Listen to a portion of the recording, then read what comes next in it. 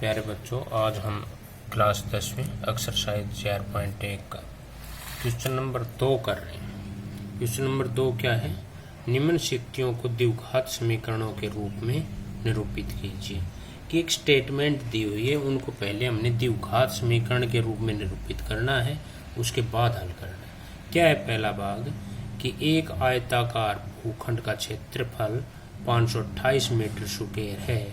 क्षेत्र की लंबाई चौड़ाई के 2 गुणे से 1 अधिक है। हमें भूखंड की लंबाई और चौड़ाई ज्ञात करनी है। देखिए स्टेटमेंट में आयताकार भूखंड क्षेत्रफल, तो हमें आयत का क्षेत्रफल का सूत्र याद आना चाहिए कि लंबाई गुना चौड़ाई। अब लंबाई और चौड़ाई में से कौन सा मानना हमने कि जिसका भी नाम पीछे आया है वो मानेंगे कि यहाँ लंबाई चौड़ाई के 2 गुणे से 1 अधिक है, तो हम चौड़ाई को मानेंगे कि चौड़ाई को x ले लें तो लंबाई क्या हो जाएगी 2 गुना x की 2 गुना 2x, 2 गुणे से 1 अधिक तो जमा में 1 और कर देंगे, यानी 2x जमा में 1। तो हमने यही लिया है यहाँ पर कि माना भूखंड की चौड़ाई बराबर है x मीटर, इसलिए भूखंड की लंबाई बराबर है 2x जमा में 1 मीटर। अब 80 के प्रश्न की शर्त में क्या था? भूखंड का क्षेत्रफल 528 वर्ग मीटर था। अब वर्ग मीटर क्षेत्रफल है तो क्षेत्रफल लंबाई गुणा चौड़ाई बराबर 528।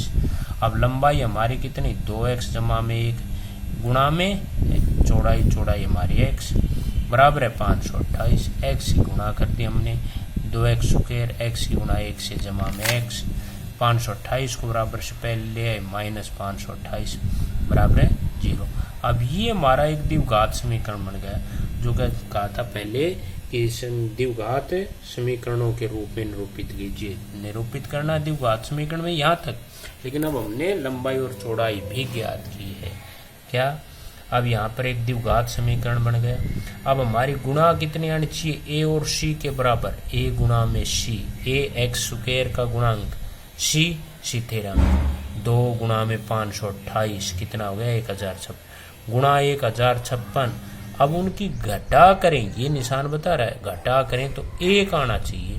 अब हमने 1056 के गुणनखंड किए, 1056 के गुणनखंड करें 2 से, फिर 2 से, 2 से, इस प्रकार से 3 और 11 से, तो हमारा कितना 2 दूनी 4 दूनी 8 दूनी 16 दूनी 32 और ये 11 33, 32 गुणा में 33, ये गुणनखंड हो गए 32 और 33।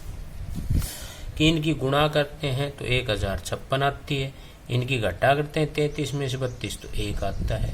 अब इनमें से हमने देखना 33 और 32 में कि कौन सा निशान इनमें जमा का होगा, कौन सा घटा का, क्योंकि यहाँ घटा की है तो उनका 1 जमा का गुणनखंड होगा, 1 घटा का।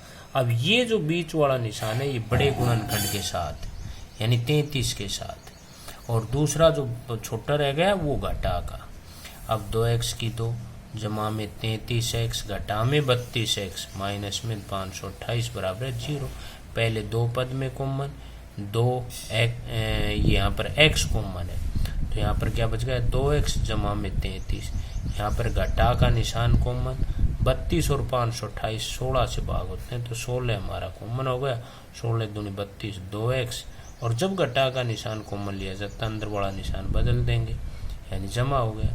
16 से इसको भाग करेंगे 33 बराबर 0।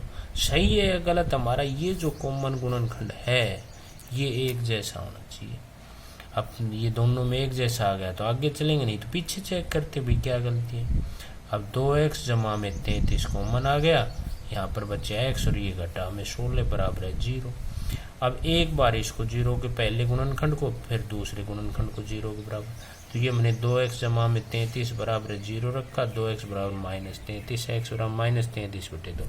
अब ये नहीं हो सकता क्योंकि ये घटा का अगर ऋणात्मक x क्या मान्य था चौड़ाई कभी भी ऋणात्मक नहीं होगी।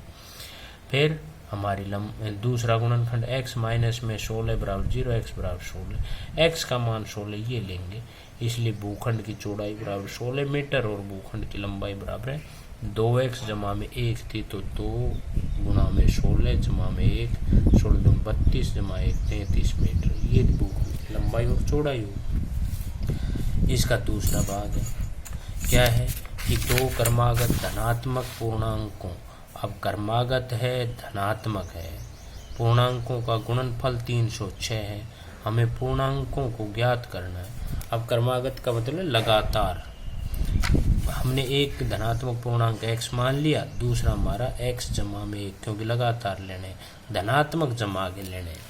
तो अब इनका गुणनफल 306, x और x जमा 1 का x इंटू एक्स जमा में 1 बराबर 306, x की गुणा x से x सुकेर x की गुणा 1 से x, 306 को बराबर से पहले ले आई, घटा 306 बराबर है 0। अब हमारी गुणा 300, क्योंकि यहाँ a का मान 1 है, c का 306, तो गुणा 306 आए और उनकी घटा करें तो 1 आना चाहिए।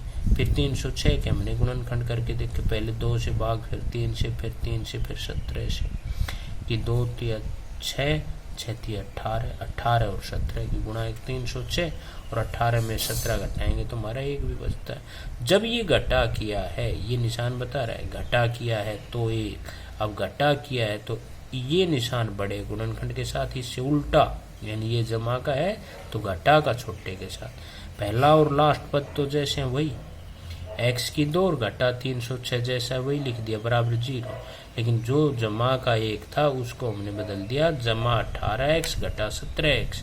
अब पहले पद 2 पद में से कॉमन ले लिया x, x जमा में 18 माइनस में 17, लास्ट 2 में से कॉमन ले लिया, तो x जमा में 18 बराबर 0, x जमा 18 x जमा 18 एक जैसा आ गया, यानी यहाँ तक ठीक है।